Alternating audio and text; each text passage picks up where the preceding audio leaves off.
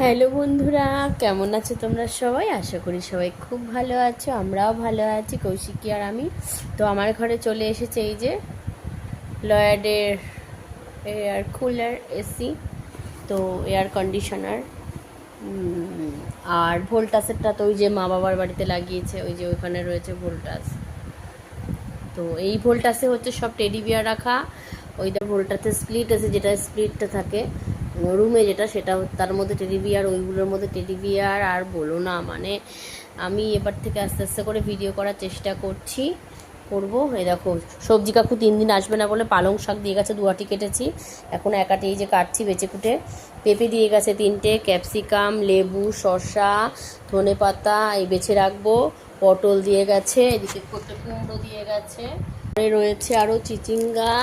তারপরে তোমার আলু তো সবসময় থাকে, পেঁয়াজ নেওয়া, লঙ্কা নেওয়া, টমেটো আছে, ধনেপাতা আছে, মাছ আছে, আর একটা কি যেন বলছি, ফুলকপি আছে, যত যা রকম লাগে, লাউ আছে একটু, সবই মোটামুটি কম বেশি রয়েছে। তো এখন শুধু রন্ধন। তো তোমরা বলো বন্ধুরা, কেমন আছো? অনেক দিন ভিডিও করছি না বলে সাবস্ক্রাইবার 37 থেকে 36 হয়ে গেছে, 36 থেকে 35 হয়ে গেছে, 34 হয়ে গেছে, আবার 35 হয়েছে, এখন মনে হয় 34 হয়ে গেছে, 834।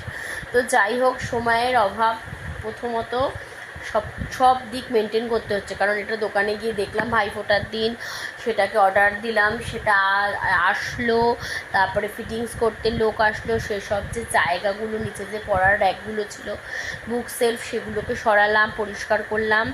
আবার চলে যাওয়ার পরেও তো কত কাজ থাকে বলো, যে দেয়াল যে গ্রিল করেছে সেই যত কিছু সব নিচে পড়েছে সেগুলো সব পরিষ্কার করা।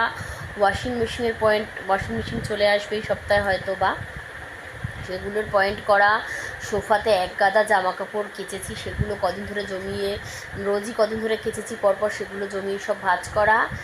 আর পরশু দিনও কিচ্ছু কাচেনি, শনিবারে আর কি এসিটা দিয়ে গেছে, ওই দিনও কিছু কাচেনি, গতকালও কিছু কাচেনি, আজকেও না। শনিবারে হয়তো বা মনে হয় কেচেছিলাম, শনিবারে মনে হয় হ্যাঁ, শুক্রবার রাতে কেচে রেখেছিলাম, শনিবারে ওগুলো সকাল হতে হতে রোদ্দুর উঠতে মেলে দিয়েছি। এখন তো সকাল থেকেই চচ্চড়ে রোদ্দুর।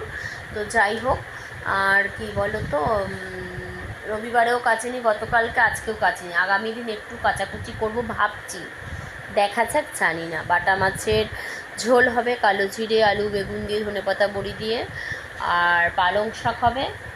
আর দেখি কি করি, ইচ্ছা আছে লাউ যেটুকু আছে ওটুকু ঘন্ট করে রাখি, ইলিশ মাছের মাথা বা কাটা আছে, ঘন্ট করে রাখি। ন্যানি গেছিলো একটু বাথরুমে।